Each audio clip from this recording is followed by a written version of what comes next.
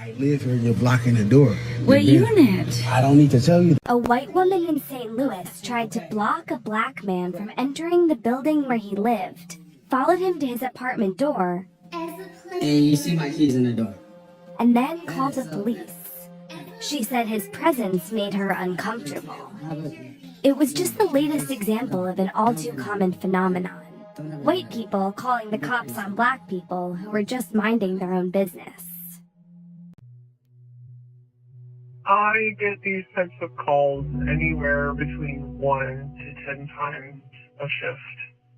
And we work anywhere between 12 to 16-hour shifts. The common denominator in all the calls was that it was a black male in a community that was typically predominantly white. What's terrible is that they can opt to be anonymous when they call it in. So they can do the, oh, he doesn't belong here, or that person is walking around, they genuinely suspicious, something's going on. Did you want contact? No. And they would block their numbers when we call. And he is directing us to do his bidding. That shit really pissed me off. You know, you do the job long enough, you can read between the lines between what the dispatcher's writing and what's truly being said. The first thing I would always do is immediately tell them, I'm here because someone called 911 to report you as being a suspicious person. I wanted them to understand that I had no choice but to be there to talk to them because someone else had called 911. I received a call when I was working in Metro Atlanta about a person who was trespassing at a private pond.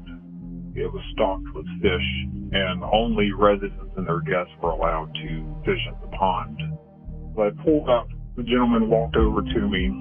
He asked if I was there because of him, and I told him that I received a call that he wasn't allowed to be fishing there. And he pointed to his house. You could see his house from the pond. He said, I've lived here for several years, and this is not the first time that my neighbors have called on me.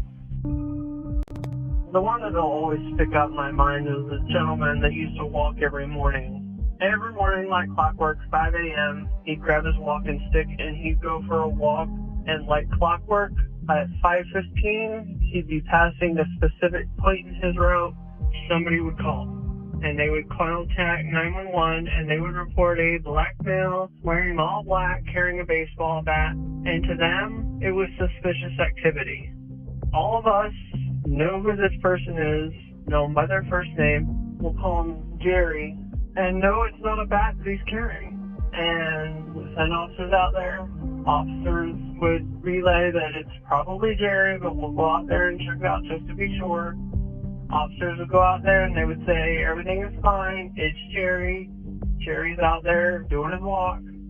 I'm not sure if Jerry moved or if officers just told him to stop making that route, but we stopped getting calls and we stopped sending officers out.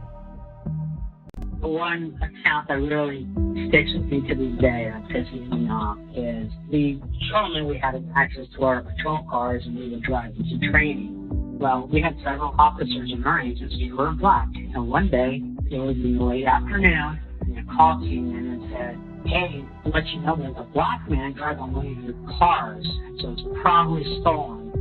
And it was anonymous, it was blocked, so dispatch figured out really quick with GPS which car they were talking about. He was black and he was wearing plain clothes because that's what the training calls for that day. I'll never forget that, just the plain racism.